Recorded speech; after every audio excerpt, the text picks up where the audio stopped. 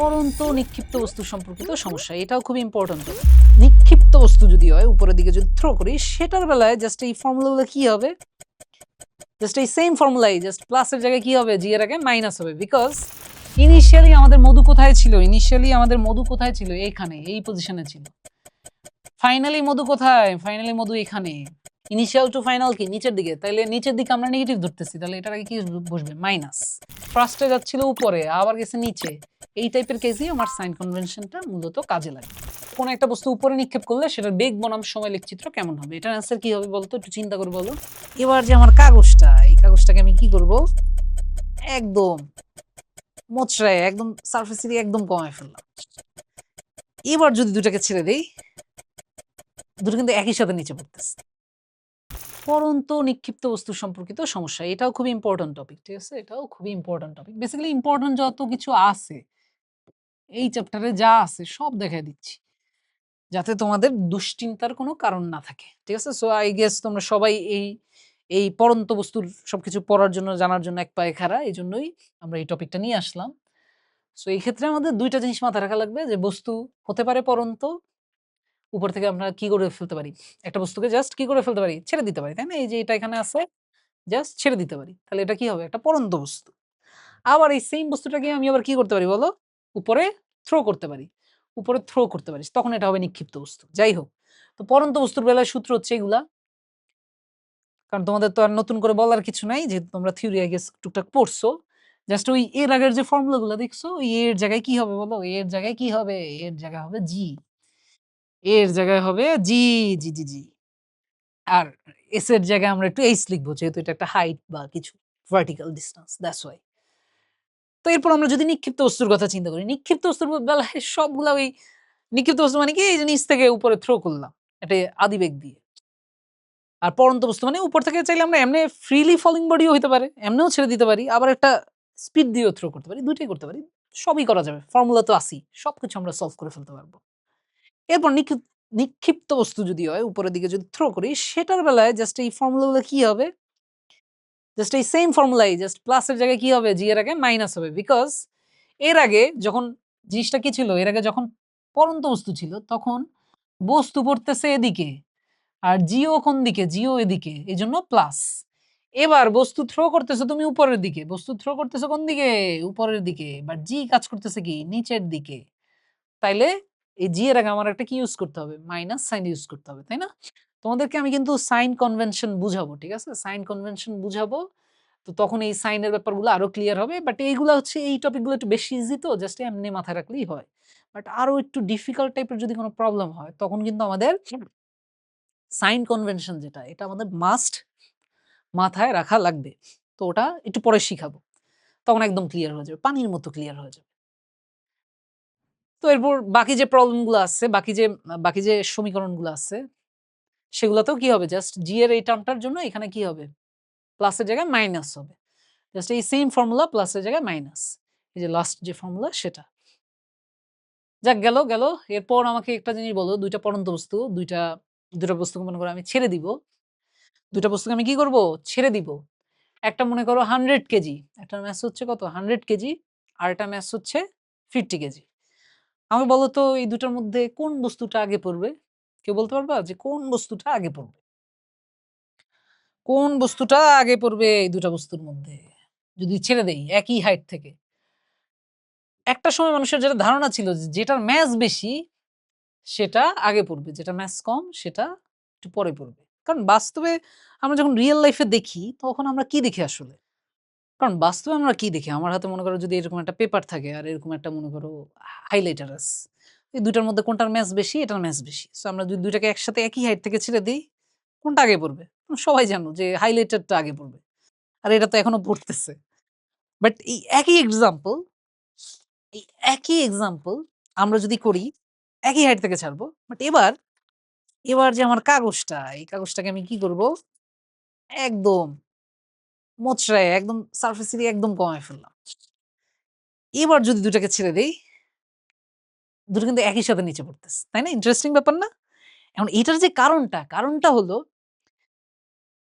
যখন কাগজের পাতাটা একটু এরকম মানে পুরোপুরি ঠিকঠাক ছিল, তখন এটা যখন নিচে পড়তেছিল, এই যে বাতাস আছে না, বাতাস তো প্রচুর বাধা দিচ্ছিল। সারফেস এরিয়া বেশি ছিল। বাতাসের বাধার কারণে ও একবার পড়তে পারতেছিল না। এভাবে হেলে দুলে পড়তেছিল। বাট যখন আমি ওকে দুমড়ে মুচড়ে ছোট জায়গায় নিয়ে আসলাম, সারফেস এরিয়া কমায় ফেললাম, তখন কিন্তু এই হাইলাইটার আর কাগজ একই কাগজ কিন্তু। মানে আগে মেলে থাকা অবস্থায়ও যে কাগজ, মানে মুচড়ানোর পরও তো সেইম কাগজই। ভরও তো সেইমই থাকতেছে।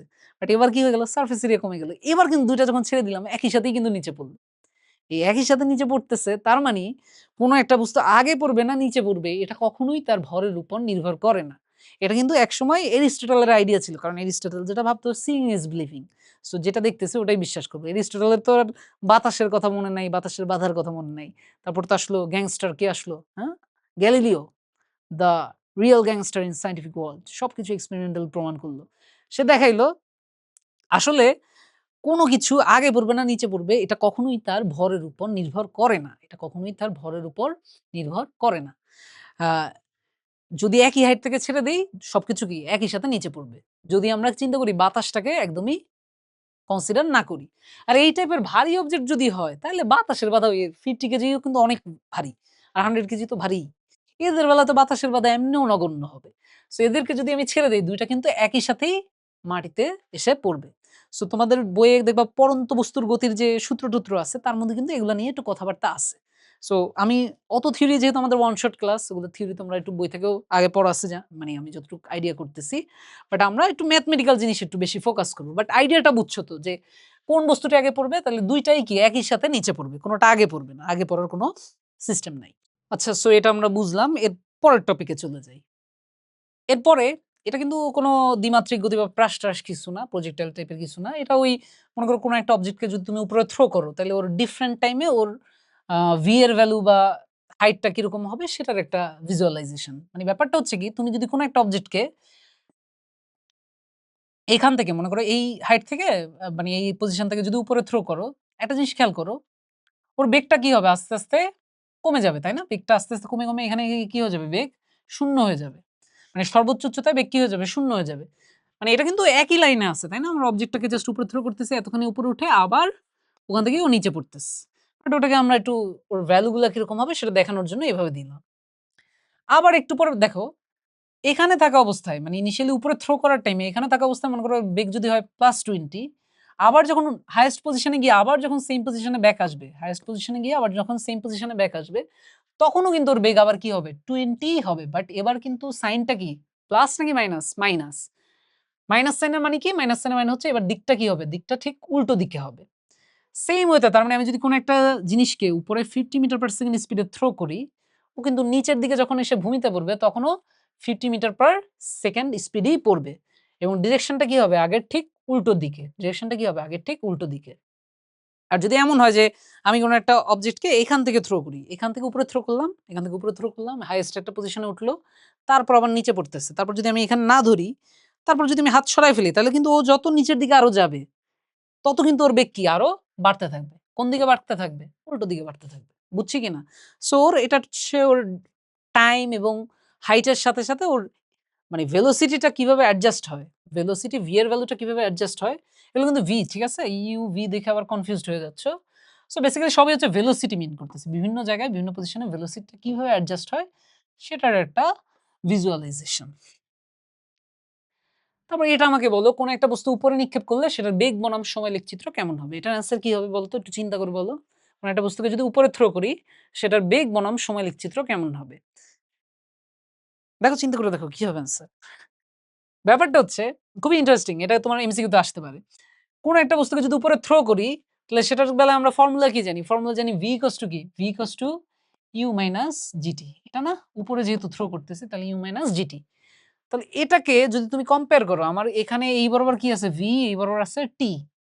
তাহলে তোমরা যদি এটাকে তোমরা সরলরেখা তো পড়ছো। সরলরেখার যদি ইকুয়েশনের সাথে কম্পেয়ার করো তাহলে আমার এটা y অক্ষ বরাবর আছে v। তাহলে v এর জায়গায় আমি কি চিন্তা করতে পারি? সরলরেখার সাথে মিলায় একটু বুঝাই। তাহলে v এর জায়গায় y চিন্তা করতে পারি। আর t টা কি আছে? t টা হচ্ছে আমার x অক্ষে। তাহলে এটাকে আমরা চিন্তা করতে পারি g এটা কনস্ট্যান্ট ভ্যালু। তাহলে এটাকে আমি চিন্তা করতে পারি -mx এই টার্মটা আগে লিখলাম। আর এটাও তো একটা কনস্ট্যান্ট ভ্যালু। তো y -mx c এই গ্রাফটা দেখতে কেমন হবে? y mx c এর গ্রাফ দেখতে কেমন হয় সেটা বলো। y mx c এর গ্রাফ দেখতে কেমন হয়? y equal to mx plus c এর গ্রাফ দেখতে হয় না এরকম যে উপরে উঠতে থাকে, তাহলে y equal to minus mx plus c, y equal to minus mx plus c, এটার গ্রাফ দেখতে কি হবে বলো? এটার গ্রাফ হবে জাস্ট নিচের দিকে নামবে, ঠিক আছে? y equal to minus mx plus c এরটা যদি তুমি বলো সেটা কি হবে? নিচের দিকে নামবে, ঠিক আছে? y equal to mx plus c হলে হবে উপরের দিকে, আর মাইনাস mx প্লাস c হলে কি হবে? নিচের দিকে নামবে। তাহলে এখানে এটার গ্রাফ হবে কি, অ্যান্সার হবে কোনটা বলো? ডি হবে অ্যান্সার, তাই না? কারণ v equal to u minus gt। তাহলে এটার অ্যান্সার কি হবে? অ্যান্সার হবে ডি। আশা করি বুঝছো সবাই। এরপর আরো কিছু প্রবলেম আছে, এগুলো আমরা ওই লাইভ ক্লাসে ডিসকাস করবো না, প্যারা নাই। এরপর আমরা একটা প্রবলেম দেখতেছি, সেটা হচ্ছে আকাশে বিদ্যুৎ চমকানোর 3 সেকেন্ড পরে মেঘের গর্জন শোনা গেল। বাতাসের দ্রুতি 340 মিটার পার সেকেন্ড হলে কত দূরে মেঘের ঘর্ষণ হয়েছিল? তোমরা তো জানো যে বিদ্যুৎ কখন চমকায়? বিদ্যুৎ কখন চমকায়? যখন দুইটা মেঘে মেঘে কি হয়? ঘর্ষণ হয়, এবং মেঘের মধ্যে চার্জ টার্জ অনেক কিছু আছে। যদি এই টপিক আমাদের আজকের টপিক না, সেটা হচ্ছে স্থির তড়িতের বিষয়। বাট আজকে আমরা কি দেখবো, যে এখানে যখনই এটা কি ক্রিয়েট হলো, এখানে যখনই ক্রিয়েট হলো বিদ্যুৎ, যখনই কি ক্রিয়েট হলো বিদ্যুৎ, এই বিদ্যুতের সাইন দিয়ে দিলাম, তখন আমরা আলোর ঝলকটা কিন্তু সাথে সাথে দেখি, তাই না? যখন আকাশে বাজ পড়ে আলোর ঝলকটা সাথে সাথে দেখি, যদিও আমরা লাফায় উঠি শব্দতে, তাই না? শব্দ শুই না বেদিক হয়ে যায়, আরে সর্বনাশ, বাজ পড়ছে, বিশাল বাজ পড়ছে। তো কিন্তু আসলে কাহিনী তো জায়গাটা ঘটেই গেছে, মানে বাজ তো ওটা আগেই পড়ছে, শব্দটা একটু পরে আসে, কারণ শব্দের তো ট্রাভেল করতে টাইম বেশি লাগে। কারণ আলোর স্পিড হলো 3 × 10⁸ মিটার পার সেকেন্ড। আলো তো অনেক ফাস্ট চলে আসে, বাট শব্দের স্পিড কত? এই যে যেমন এখানে শব্দে বাতাসের শব্দের স্পিড কত হচ্ছে? 340। তো শব্দের আসতে একটু টাইম লাগবে না? এজন্য ওই মেঘের মানে বাজ পড়ার সময় শব্দ শুনে ভয় পাওয়ার কিছু নেই। ওই যে যখন বিদ্যুৎ চিল্লিক মারবে, মানে একটু চমকানো দিবে, চমকাবে, তখন ভয় পাইতে পারো। সেটার একটা কারণ আছে। যাই হোক, এখানে মনে করো তুমি বিদ্যুৎ চমকাচ্ছে, এখানে মনে করো তুমি দাঁড়ায় আছো, এই হচ্ছে তোমার কান, তুমি কান দিয়ে যে শব্দ শুনতেছো সেটা কত সময় পরে? ওই বিদ্যুৎ যে চমকাইছে, সেই যে চমকানোটা দেখলা সেটা 3 সেকেন্ড পরে। টি কত? 3 সেকেন্ড পরে। আর বাতাসের শব্দের বেগ কত, দ্রুতি কত? 340 মিটার পার সেকেন্ড।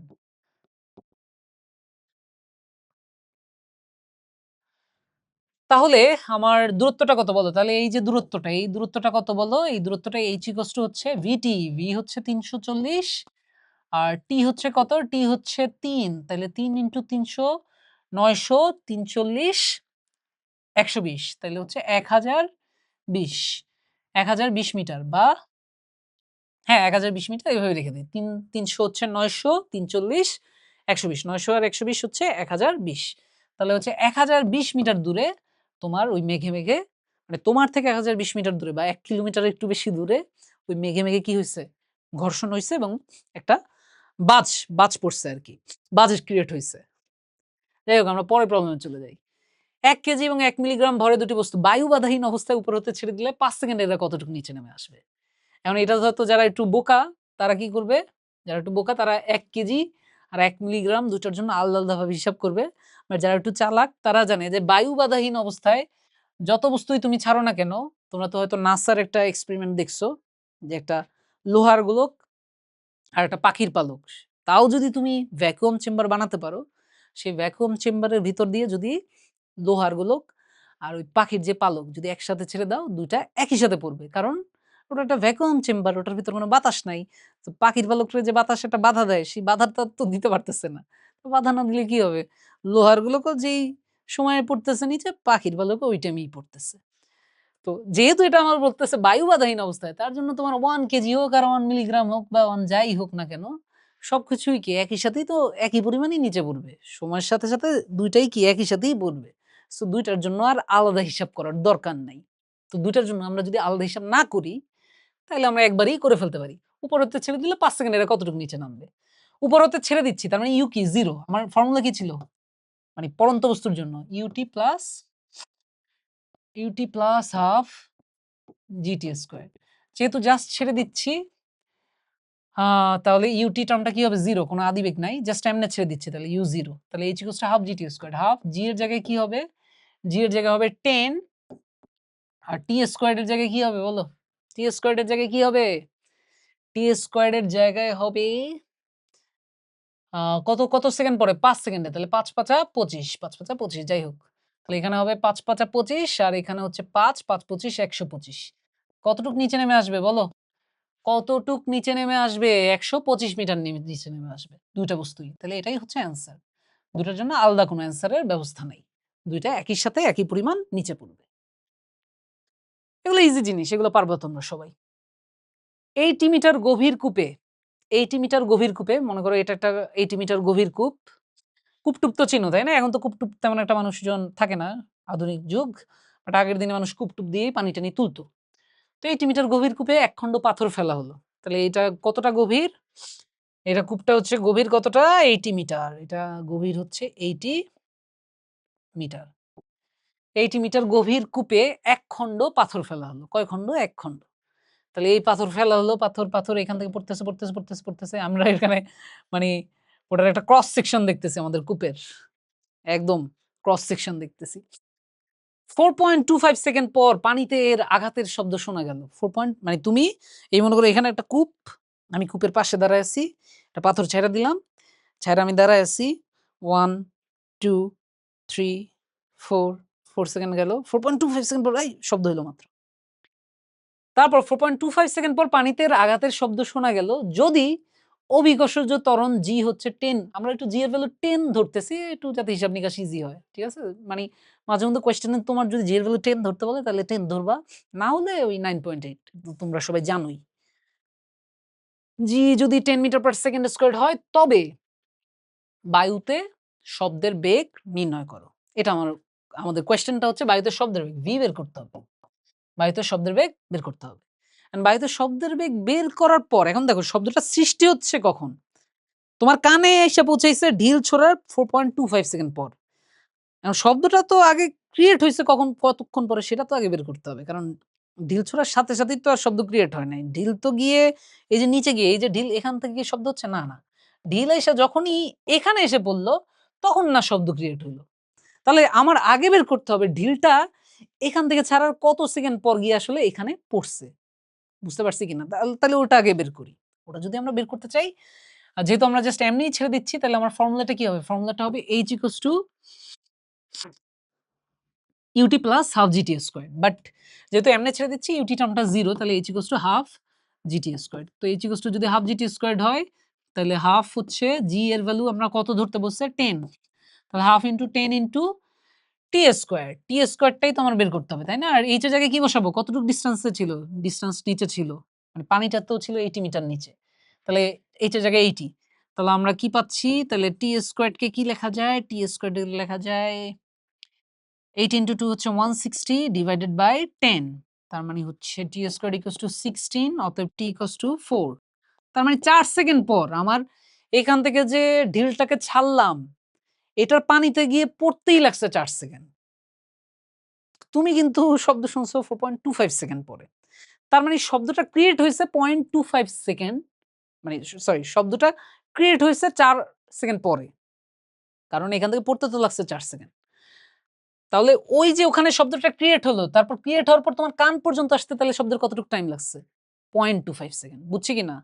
ঢিল ছাড়লাম ৪ সেকেন্ড পর আমার পানিতে গিয়ে পড়ল নিচে যেখানে পানি আছে, শব্দ ক্রিয়েট হলো। বাট আমি তো আরো 0.25 সেকেন্ড পর শুনতেছি according to the question.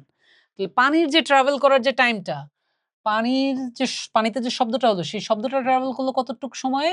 0.25 second সময়। 0.25 সেকেন্ডে শব্দটা ক্রিয়েট হয়ে আমার কানে আসলো। এরপর আর কি ইনফরমেশন আছে? তবে বায়ুতে শব্দের বেগ নির্ণয় করো। আমার ভি বের করতে বলছে। শব্দটা যে আসছে কতটুকু ডিসট্যান্স ট্রাভেল করে আসছে? তুমি তো দাঁড়ায় আছো কোথায়? তুমি তো দাঁড়ায় আছো এখানে। তাহলে শব্দটা কতটুকু ডিসট্যান্স ট্রাভেল করে আসছে? 80 80 মিটার ডিসট্যান্স ট্রাভেল করে আসছে। তাহলে এটা আসছে কি? সমবেগে আসছে যেহেতু শব্দের বেগটাকে আমরা সমবেগে ধরে নিতে পারি।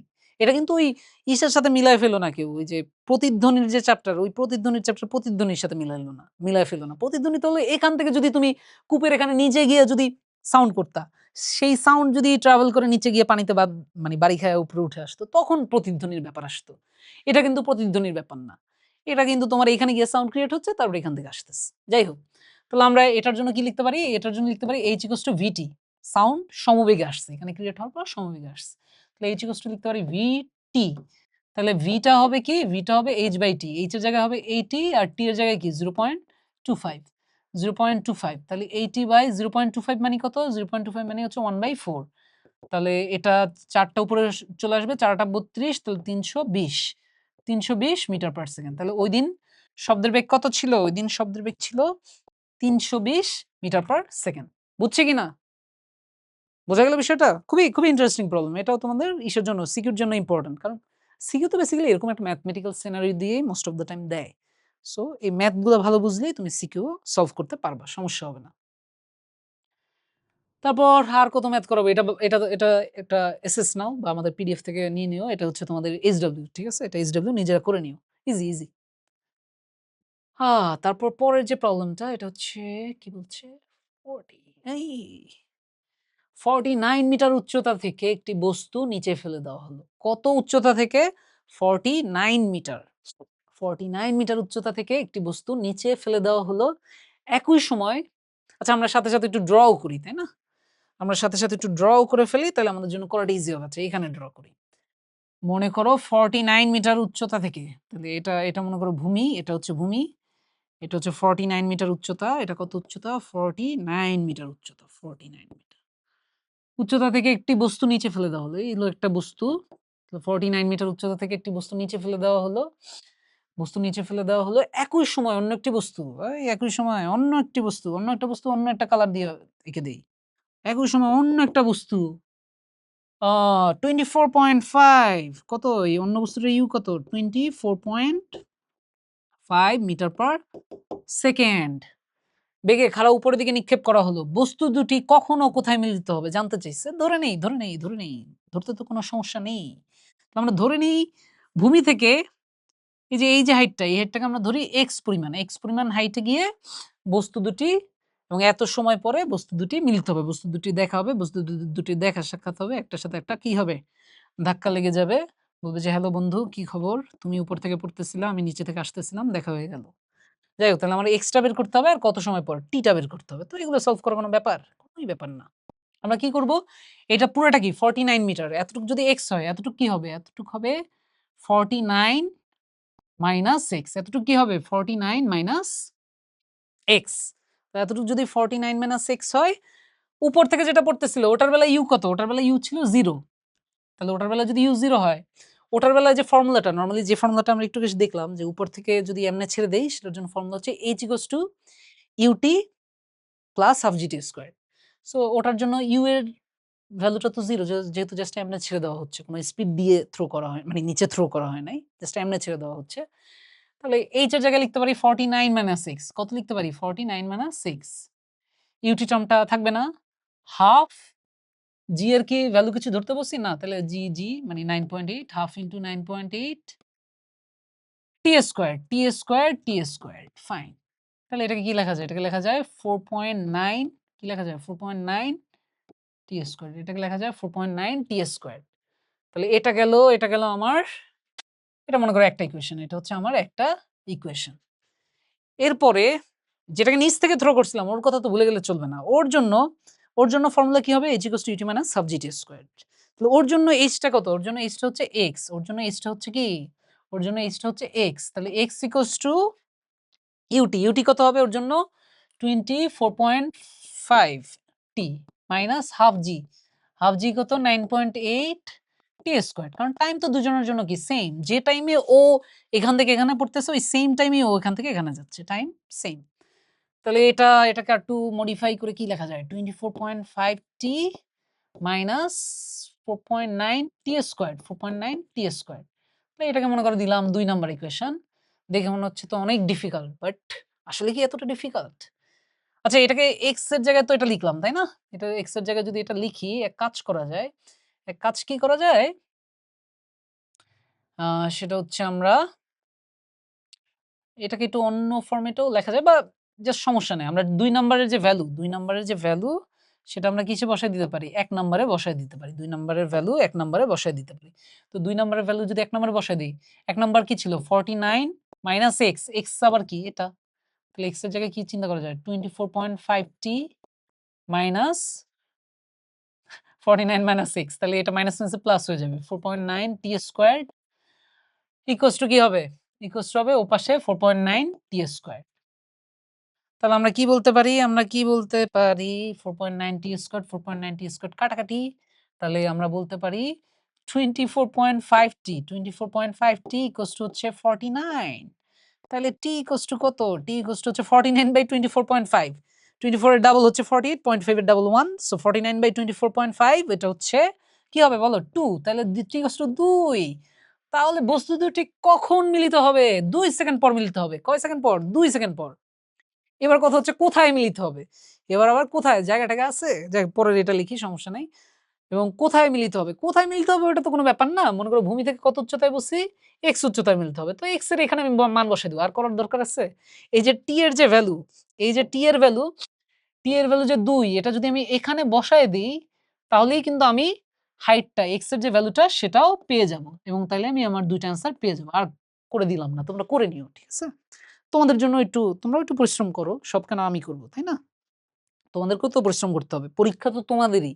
২১ তারিখ তো আর আমার পরীক্ষা না, তাই না? তোমাদের পরীক্ষা। তোমাদেরকে একটু পরিশ্রম করতে হবে। ওকে। তারপর পরে কিন্তু ওই সেইম প্রবলেমটাই উপর থেকে কিছু নিচে ফেলে দিলে এবং একই সময় অন্য কিছু কোনো আদিবেগে উপরে ছুঁড়ে মারলে কোথায় কত সময় পরে বস্তু দুটি মিলিত হবে। আমি যদি ভ্যালু না দিয়ে আমি যদি এক্সপ্রেশন হিসেবে রেখে দেই u, v, g, t এইভাবে রেখে দেই তাহলে আমরা ফাইনালি যদি ওটা বাড়ির কাজ দিচ্ছি বাট এরকম পাই।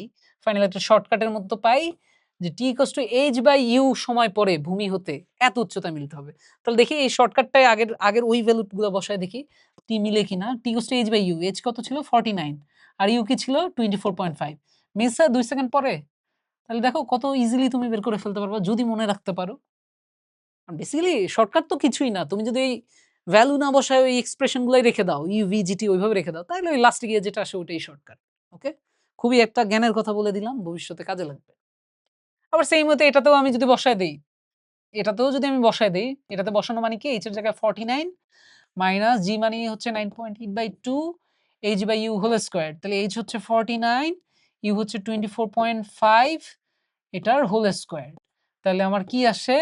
49 মাইনাস 9.8/2 হচ্ছে 4.9, 4.9 ইনটু হচ্ছে 49/24.5 হচ্ছে 2, 2 স্কয়ার হচ্ছে 4। তাহলে এই হিসাব নিকাশ করলে যা আসে তাই। এটা। এটা একটু মিলাই দেখো, ঠিক আছে? মেইনলি আগের ওইটার সাথে মিলে কিনা। মানে এইভাবে হিসাব করলে সেমটা আসে কিনা, ঠিক আছে? এটা আমাকে জানাও।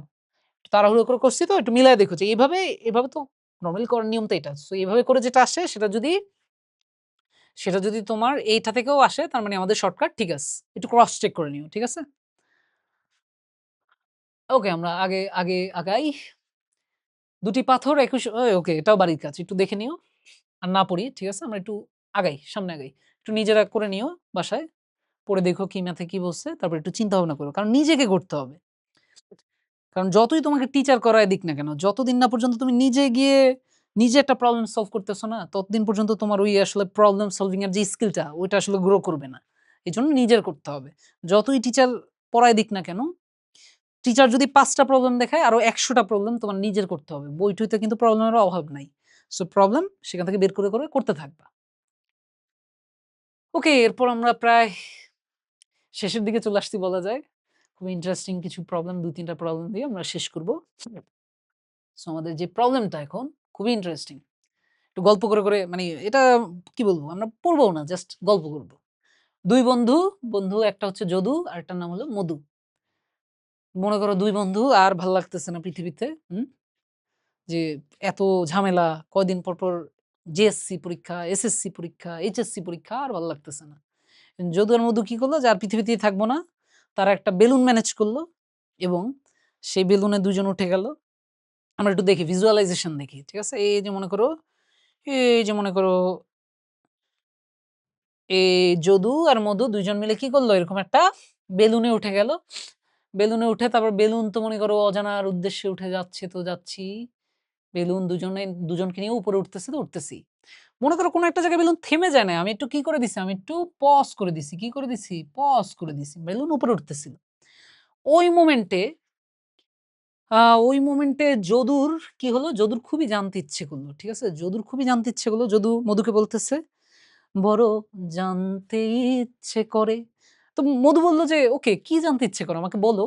তখন আবারও যদু বলল, "বড় জানতে ইচ্ছে করে।" মধু বলল, "ওকে বন্ধু বলো কি জানতে ইচ্ছে করে।"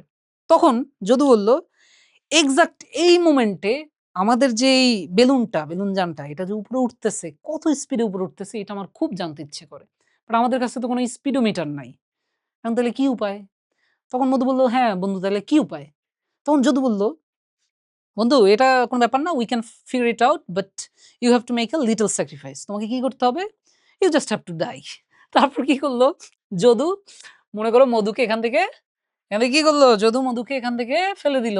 তো এই মনে করো মধু পড়তেছে, এই মনে করো মধু পড়তেছে, এই মনে করো মধু পড়তেছে, পড়তেছে, তারপরে এই পড়তেছে। আর এখানে গিয়ে তো বুঝোই কি হবে, আল্লাহ না করুক। ঠিক আছে? বিভিন্ন জায়গায় মধু ছড়ায় ছিটে গেল। যাই হোক। এখন তখন যদু দেখলো, এই যে মধুকে ফেলে দিল, মধুর এই যে পড়তে যে টাইমটা লাগছে, সেই টাইমটা লাগছে কত? কত টাইম? সেই টাইমটা লাগছে কত? কত রে কত? সেই টাইমটা লাগছে t ইকুয়ালস টু কত? ৬ সেকেন্ড। সেই টাইমটা লাগছে ৬ সেকেন্ড। আর ওদের কাছে মনে করো একটা অ্যালটিটিউড মাপার জন্য একটা মিটার-টিটার ছিল। সেটা দিয়ে দেখলো যে ওর যে ডিসট্যান্সটা, এই ডিসট্যান্সটা কত? এই ডিসট্যান্সটা কত? 60 মিটার। যে ওই টাইমে ওরা ভূমি থেকে কতটুকু উপরে ছিল? 60 মিটার। তার মানে এইচ এর ব্যাপারেও একটা ইনফরমেশন আছে 60 মিটার। এখন যদু ক্যালকুলেটর নিয়ে বসে পড়ল যে এই ইনফরমেশন থেকে কোনোভাবে ওই টাইমে আমাদের যে বেলুনটা, সেই বেলুনটা যত স্পিডে উপরে উঠতেছিল সেটা বের করা যাবে কি যাবে না। এখন এই ইনফরমেশন দিয়ে বেসিক্যালি এই ইনফরমেশন দিয়ে আমাদের যদু আসলে কিভাবে ওদের ওই বেলুন যানটার ওই মোমেন্টের স্পিডটা বের করবে সেটাই দেখা যাক। সো একটা জিনিস মাথায় রেখো, সেটা হচ্ছে যখন আমরা একটা বাসের মধ্যে থাকি, বাস যদি 30 মিটার পার সেকেন্ড স্পিডে চলে, তো বাসের ভিতরে আমরা সবাই 30 মিটার পার সেকেন্ড স্পিডে চলতেছি বাইরের কোনো অবজারভারের রেসপেক্টে। কখনো একটা চলন্ত বাস দিয়ে নাইমা দেখছো? হ্যাঁ? দৌড়ের উপর থাকা লাগবে। মানে নাইমো না, বাট সেইম ওয়েতে এই মোমেন্টে আমাদের বেলুন যানটা উপরে যাচ্ছিল। ওই বেলুন যানটা যদি উপরে যায়, কোনো একটা স্পিড নিয়েই তো যাচ্ছিল, তাই না? ওই সেইম স্পিড কিন্তু যদুরও ছিল, মধুরও ছিল।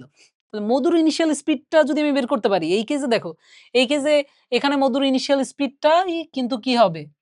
ওই বেলুন যানের স্পিডের সেইম হবে ওই মোমেন্টে। কারণ আল্টিমেটলি এখানে এসে তো মধু কি হয়ে যাবে? মধু তো থেমেই যাবে, তাই না? এখানে এসে তো থেমেই যাবে। তো মধুর জন্য যেটা সেটাই আমার কি হবে? বেলুনের ওই টাইমের স্পিড। যাই হোক, এখন এটা ফিগার আউট করার জন্য আমরা ফর্মুলা যেটা ইউজ করব সেটা হচ্ছে h equals to ut half gt squared। এখন তোমরা বলতে পারো যে ওকে ভাই কি করলেন? আপনি তো কোনোটার আগে প্লাস মাইনাস কিছু বসালেন না। ঠিক আছে? এক্ষেত্রে আমি বলব ধীরে বৎস ধীরে, কোনো তাড়াহুড়ার কিছু নাই।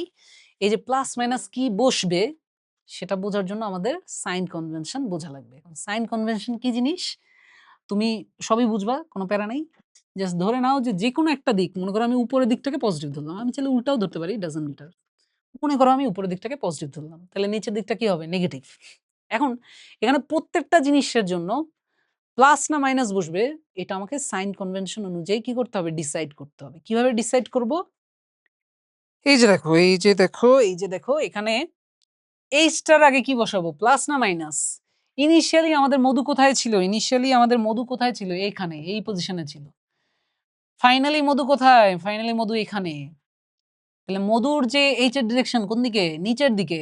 ইনিশিয়াল টু ফাইনাল কি? নিচের দিকে। তাইলে নিচের দিকে আমরা নেগেটিভ ধরতেছি। তাহলে এটার আগে কি বসবে? মাইনাস। এবার আসা যাক ইউ এর আগে কি বসবে? পজিটিভ না নেগেটিভ? যদিও দেখে মনে হচ্ছে ইউ তো আমাদের মধু তো নিচেই পড়তেছে। বাট একটু আগে কি বুঝাইলাম? মধু পড়ার টাইমেও তো এই বেলুনটার মধ্যেই ছিল। বেলুনটা তো উপরে উঠতেছিল। তাহলে মধু বাইরের কোনো অবজারভার কিন্তু তুমি না হয় মানে যদু না হয় দেখতেছে যে মধু যে সাইড দিয়ে পড়ে যাচ্ছে। কারণ যদু তো সাথে উপরে উঠতেছে। তাই না? আমরা তো এটাকে পজ করে দিছি। বাট উপরে তো উঠতেছিল। তো যদু না হয় দেখতেছে মধুকে জাস্ট পাশে দিয়ে ফেলে দিছে, মধু পড়তেছে। খুবই স্যাডিস্ট হয়ে যাচ্ছে আসলে কথাবার্তা, বাট বুঝানোর জন্য বলতেছি। বাট বাইরের কোনো অবজারভার কিন্তু কি দেখবে জানো? আমাদের যে মধু সে কিন্তু একটু উপরে উঠে তারপর নিচে পড়বে। সে কি করবে? একটু উপরে উঠে নিচে পড়বে। কারণ ওই মোমেন্টে বেলুনটা যাচ্ছে উপরে, তাহলে বেলুনের স্পিডও তো উপরের দিকে। মানে ভেলোসিটি আরকি। এটা তো একটা ভেক্টর রাশি, বেগ একটা ভেক্টর রাশি না? সেই বেগ তো উপরের দিকে। তাহলে ওই যে অত বেগটা তো আমার কার বেগ? যে বেগে ওই মোমেন্টে বেলুনটা উঠতেছিল, ওই বেগে তো ওই মোমেন্টে আমাদের মধু একটু উপরে উঠতেছিল। মধুকে ফেলে দিলেও মধু ওই ইনিশিয়াল স্পিডটা কি কার থেকে পাচ্ছে? এই বেলুনটার থেকেই তো পাচ্ছে আরকি। সো মধু ইনিশিয়াল স্পিডটা কার থেকে পাচ্ছে? আমাদের এই বেলুনটার থেকেই তো পাচ্ছে। সো বেলুন যেহেতু ইনিশিয়ালি উপরের দিকে উঠতেছিল, তাহলে মধুও কিন্তু মধুরও ইনিশিয়াল বেগের ডিরেকশন কিন্তু উপরের দিকে। আর উপরের দিককে আমরা কি ধরতেছি? পজিটিভ। তাহলে এটার আগে কি বসবে? Plus sign. এরপর, এরপর জি এখানে আছে কি জি, টাইমের তো আর উপর নিচ কিছু নাই, টাইম তো টাইম। জি এর ডিরেকশন কোন দিকে? জি এর ডিরেকশন তো অল টাইম নিচের দিকে। জি এর ডিরেকশন কি অল টাইম নিচের দিকে, কারণ পৃথিবী তো নিচে। তাহলে নিচের দিক কি? নেগেটিভ। তাহলে এটার আগে কি বসবে? নেগেটিভ বসবে। তাহলে এবার যদি তুমি বসায় দাও, আমরা এটা সলভ করে ফেলতে পারবো। আমরা এটা কি করে ফেলতে পারবো? সলভ করে ফেলতে পারবো। কিভাবে সলভ করব? কিভাবে সলভ করব? তাহলে আমরা -h -60 ইউই তো ফাইন্ড আউট করতে হবে। ইউ পাইলেই আমি ওই মোমেন্টে বেলুনের, কারণ আমার বের করতে হবে কিন্তু তাহলে আমার ফাইনালি বের করতে হবে, মনে করো এখানে যদি আমি বসি তাহলে যদু বেগের যে মান পেল, মানে বেসিক্যালি আমরা বের করতে চাচ্ছি তো ওই মোমেন্টে বেলুনটা যে স্পিড উপরে উঠতেছিল। সো বেসিক্যালি ইউটা বের করতে হবে। ইউটি এর জায়গায় হবে টিটা তো 6 সেকেন্ড, পড়তে টাইম লাগছে কত? 6 সেকেন্ড। তাহলে এখানে হবে ইউ ইনটু 6 বা 6u মাইনাস হাফ জি, হাফ ইনটু 4.9। জি কি 10 ধরতে বলছি, তাই না? জি যদি 10 ধরতে বলি তাহলে তো ইজি হয়ে গেল। Half into 10 into t square, t এর জায়গায় কি হবে? 6 ছক 36, টি এর জায়গায় হবে 36। তাহলে -60 6u মাইনাস এটা কত আসে? 360/2, তাই না? 360/2 36/2 18 180। তাহলে 180 যদি হয় তাহলে আমরা 6u ইকুয়ালস টু কি হবে? 6u হবে 6u। তাহলে এটাকে যদি এপাশে নিয়ে আসি 180, 180 এপাশে নিয়ে আসলে 180 মাইনাস 60 হচ্ছে কত? ১২০। তাহলে 6u ইকুয়ালস টু ১২০। তাহলে u ইকুয়ালস টু কি হবে? u ইকুয়ালস টু হবে ১২০/6, তার মানে ২০। তাহলে u হচ্ছে ২০। তার মানে যে মোমেন্টে যদু মধুকে ফেলে দিচ্ছিল ওই মোমেন্টে ওদের বেলুনটা কত স্পিডে উপরে উঠতেছিল? 20 মিটার পার সেকেন্ড স্পিডে কোথায় উঠতেছিল? উপরে উঠতেছিল। যদিও আমি মনে হয় আরেকটা পেজ নিয়ে নিচ্ছিলাম। আরেকটা পেজ মনে হয় নিয়ে নিছিলাম, বাট সেটা লাগে নাই। ঠিক আছে? তাহলে যেই মোমেন্টে আমি একটু এখানে আবার ছোট করে কোয়েশ্চেনটাকে কনসাইজ করে ফেলছি। তাহলে যেই মোমেন্টে যদু মধুকে ফেলে দিচ্ছিল ওই মোমেন্টে তাহলে আমার আমার এই যে বেলুন যানটা কত স্পিডে উপরে উঠতেছিল? 20 মিটার পার সেকেন্ড স্পিডে উপরে উঠতেছিল। সো তোমরা যদি সাইন কনভেনশনের ব্যাপারটা বুঝে যাও আর পড়ন্ত বস্তুর সূত্র দিয়ে যাই আসুক না কেন, তোমাদের কোনো গায়েই লাগবে না। মানে খুব ইজি, খুব ইজি। সো এরপর আমরা পরের প্রবলেমটায় চলে যাই। পরের যে প্রবলেমটা সেটা হচ্ছে কুদ্দুস তার বাড়ির ছাদ হতে একটি প্রস্তর খণ্ডকে, মানে এটা পাথরের টুকরা আরকি বা ইটের টুকরা যাই হোক না কেন, একটি নির্দিষ্ট বেগে খাড়া উপরের দিকে নিক্ষেপ করে, আমাদের কুদ্দুস কিন্তু বেশ দুষ্ট ছেলে। সে তার বাড়ির ছাদ থেকে, এই মনে করো সে এর বাড়ির ছাদ থেকে কোনো একটা পাথরের টুকরা বা ইটের টুকরাকে একটি নির্দিষ্ট বেগে খাড়া উপরের দিকে নিক্ষেপ করার সাথে, সাথে আবার দৌড়ায়া নিচে আইসা কি সেটাকে ধরে ফেলছে। কত সেকেন্ড পরে? ৫ সেকেন্ড পরে মাটি স্পর্শ করার পূর্ব মুহূর্তে কি আবার সেটাকে কি করে ফেলছে? ধরে ফেলছে। কুদ্দুস বেশ দুষ্ট ছেলে। আহ ধরতে সক্ষম হলো এই মুহূর্তে, মানে ধরার টাইমে এটা এসে ওর হাতে যে স্পিডে পড়লো সেটা কত? সেটা হচ্ছে 27 metre per second. 27 metre per second. আর যে টাইমটা লাগছে সেই টাইমটা কত বলে দিচ্ছে? টাইমটা হচ্ছে ৫ সেকেন্ড। সেই টাইমটা হচ্ছে ৫ সেকেন্ড। তাহলে জানতে চাচ্ছে এই ইনফরমেশন থেকে জানতে চাচ্ছে যে কুদ্দুসের বাড়ির ছাদের উচ্চতা কত? তার মানে বেসিক্যালি এই ইনফরমেশন থেকে আমাকে কি বের করতে হবে? কুদ্দুসের বাড়ির যে ছাদ সেই ছাদের উচ্চতা ইকুয়ালস টু হোয়াট সেটা আমাকে বের করতে হবে। তো উচ্চতা যদি বের করতে চাই, মনে হতে পারে যে h ইকুয়ালস টু একটু আগে যেটা দেখলাম ut হাফ gt স্কয়ার ওটা দিয়ে করে ফেলবো। বাট ঝামেলা হলো ইউ তো ইনফরমেশন জানা নাই, তাই না? টি না হয়ে আছে।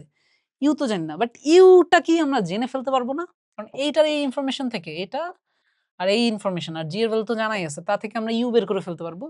পরে এইচ এর জন্য আবার আমরা ইউটা ইউজ করে ওই ফর্মুলা দিয়ে করে ফেলতে পারবো। তাহলে আগে আমাকে কি লাগবে? ইউ লাগবে। ইউ যদি ইউজ করতে চাই আমার ফর্মুলা কোনটা ইউজ করব? এখন তো আমরা সাইন কনভেনশন জানি। আমরা যেকোনো একটা এটাতেও সাইন কনভেনশন ইউজ করতে হবে। কারণ বস্তুটা ফার্স্টে যাচ্ছিল উপরে আবার গেছে নিচে। এই টাইপের কেসেই আমার সাইন কনভেনশনটা মূলত কাজে লাগে। তাহলে উপরের দিকটাকে আমরা মনে করো পজিটিভ ধরলাম, তাহলে নিচের দিকটা কি হবে? নিচের দিকটা হবে নেগেটিভ। তাহলে আমার প্রথম যে ফর্মুলাটা লাগবে সেটা হচ্ছে কি v ইকুয়ালস ইউ জিটি। ফর্মুলায় প্লাস মাইনাস একটু পরে বসাই। তাহলে ভি এর আগে কি বসবে? প্লাস না মাইনাস? যেহেতু ভি নিচের দিকে তাহলে ভি এর আগে বসবে মাইনাস। ইউ কোন দিকে? থ্রো করছে তো উপরের দিকে। তাহলে ইউ কোন দিকে বলো? ইউ কোন দিকে? উপরের দিকে। তাহলে ইউ এর আগে কি বসবে? প্লাস। জি তো অল টাইম নিচের দিকে, সো জি এর আগে মাইনাস। তো এখানে বলো মাইনাস ভি, তার মানে -27 equals to u. U u u u হচ্ছে ইউ মাইনাস জিটি। জি হচ্ছে কত ধরতে বলছি? 10। তাহলে 10 টি এর ভ্যালু কত? 5। তাহলে এটা কত আসে? -27 equals to u minus 50। U minus 50 যদি হয় তাহলে ইউ কত আসে? ইউ আসে 50 টাকা যদি এই পাশে চলে আসে 50 মাইনাস 27 কত? 23। তাহলে ইউ আসে 23 metre per second. So u এর ভ্যালু যদি পেয়ে যাই, ইউ এর ভ্যালু যদি পেয়ে যাই, এবার আমরা কি লাগবে বলো? কি লাগবে? আমার লাগবে এইচ। আমার কি লাগবে? আমার লাগবে এইচ। আমার লাগবে এইচ। সো এইচ যদি বের করতে চাই, জায়গা কি আছে? একটা স্লাইড আছে কিনা দেখি। হ্যাঁ, আছে, আছে। আচ্ছা, সাইন ছাড়া করা যায় কিনা সেটা পরের হিসাব। আগে আমরা ওই শেষ করি এটা। তাহলে এবারও আমরা এইচ ইকুয়ালস টু কি লিখব? এইচ ইকুয়ালস টু কি লিখব? এইচ ইকুয়ালস টু লিখব ইউটি হাফ জি টি স্কয়ার। তাহলে ইউ কিন্তু আমরা অলরেডি বের করে ফেলছি। ইউ কত বের করছি? ইউ কত বের করছি? ইউ কত বের করছি? ইউ বের করছি 23। ইউ এর ভ্যালুটা মনে রাখো। তাহলে এবার প্লাস মাইনাস কোনটা কি হবে সেটা একটু দেখা যাক। প্লাস মাইনাস কোনটা কি হবে? আমরা উপরের দিকে কি ধরতেছি? প্লাস। আর নিচের দিকে কি ধরতেছি? মাইনাস। সো এইচটাই তো আমাকে বের করতে হবে। বাট যাই হোক, প্লাস মাইনাসটা আগে ঠিক করে নেই। তাহলে এইচ কোন দিকে? ইনিশিয়ালি আমার এই পাথরের টুকরাটা কই ছিল? এখানে। এখন কোথায় আছে? এখানে। তাহলে পাথরের টুকরা ইনিশিয়াল পজিশন থেকে নিচের দিকে গেছে। তাহলে এইচ এর আগে কি হবে? মাইনাস। নিচের দিকে আমরা মাইনাস ধরতেছি। আর ইউ কি? উপরের দিকে ছিল। উপরে থ্রো করছে। তাহলে ইউ এর আগে প্লাস। আর হাফ জি টি স্কয়ার, জি তো অল টাইম নিচে। জি সবসময় কি? জি সবসময় নিচে। তাহলে জি এর আগে মাইনাস, এটার আগে মাইনাস। টাইমের তো আর প্লাস মাইনাস কিছু নাই। তাহলে আমার মাইনাস এইচ, তাহলে আমরা লিখতে পারি minus h equals to u t. U হচ্ছে 23। তাহলে 23 টি। টি কত? টি কত? কত টাইম লাগছে? 5 second. 23 into 5 minus half into g কত ধরতে বলছি? 10। Half into 10 into t square. T কত? 5। 5 5 25। 5 5 25। তাহলে 23 ইনটু 5 কত? 5 23 115। তাহলে এটা হচ্ছে 115 মাইনাস হচ্ছে তোমার হাফ ইনটু 10 মানে 5 ইনটু 25 125। 125। তাহলে 115 মাইনাস 125 কত? মাইনাস 10। তো minus h equals two minus 10 যদি হয় তাহলে এইচ ইকুয়ালস টু কত হবে? তাহলে এইচ ইকুয়ালস টু হবে, অথবা এইচ ইকুয়ালস টু হবে কত? এইচ ইকুয়ালস টু হবে 10 মিটার। তাহলে কুদ্দুসের বাড়ির ছাদের যে উচ্চতা সেটা কত পাইলাম আমরা? 10 মিটার। তাহলে দেখলা যে এই টাইপের প্রবলেম আমরা কেমনে সলভ করব? জাস্ট যদি তুমি সাইন কনভেনশনটা ইউজ করো তাহলে খুব ইজিলি সলভ করে ফেলতে পারবা। এন্ড প্রশ্ন হচ্ছে এই সমস্যাগুলো কি সাইন ছাড়া করা যায় না? যায়। বাট সেক্ষেত্রে তোমার আর একটু লেংদি হবে। সো তোমাদের একটা টাস্ক দিয়ে দেই, তোমরা এটা সাইন ছাড়াও ট্রাই করে দেখতে পারো, আমার সাথে কন্টাক্ট করতে পারো কোনো সমস্যা হলে। এটাও তোমাদের এইচডব্লিউ দিয়ে দিলাম। ওকে, আমরা সামনে আগাই, সামনে আগাই। ওকে, এটাও আমরা এইচডব্লিউ। আই গেস এরপরে সবই এইচডব্লিউ দিয়ে দিচ্ছি। তোমরা একটু দেখে নিও, দেখে নিয়ে যেটা কইরো। না করলে কেমনে হবে, তাই না? একটু করতে হবে। এইচডব্লিউ, এটাও তোমাদের এইচডব্লিউ। সবাই এগুলো করবা এবং এই প্রত্যেকটা করে আমাদের গ্রুপে দিবা। ঠিক আছে? আমি দেখব। না হলে কোনটা সমস্যা